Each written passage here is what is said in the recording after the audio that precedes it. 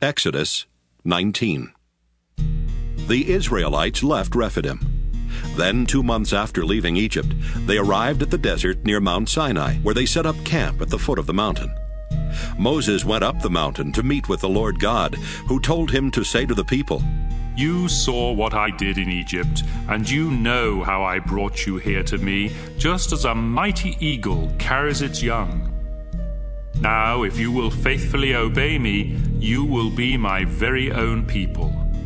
The whole world is mine, but you will be my holy nation and serve me as priests."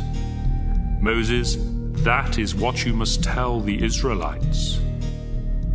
After Moses went back, he reported to the leaders what the Lord had said, and they promised, "We will do everything the Lord has commanded."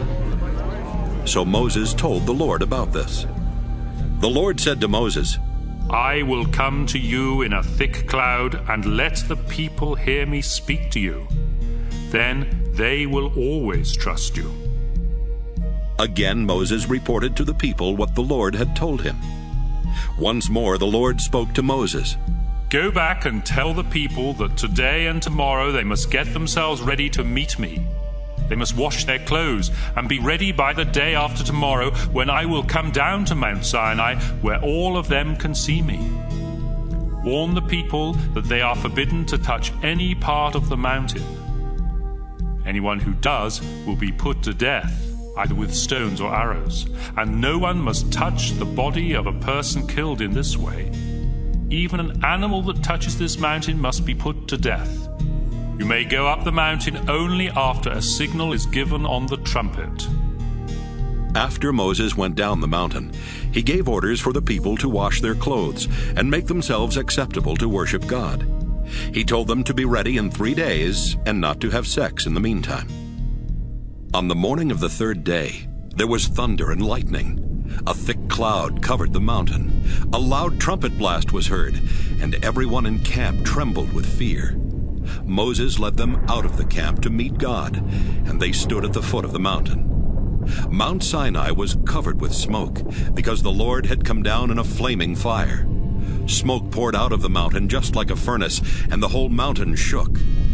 The trumpet blew louder and louder. Moses spoke, and God answered him with thunder. The Lord came down to the top of Mount Sinai and told Moses to meet him there. Then he said, "Moses, go and warn the people not to cross the boundary that you set at the foot of the mountain. They must not cross it to come and look at me, because if they do, many of them will die. Only the priests may come near me, and they must obey strict rules before I let them. If they don't, they will be punished." Moses replied, "The people cannot come up the mountain. You warned us to stay away because it is holy." Then the Lord told Moses, "Go down and bring Aaron back here with you. But the priests and people must not try to push their way through, or I will rush at them like a flood." After Moses had gone back down, he told the people what the Lord had said.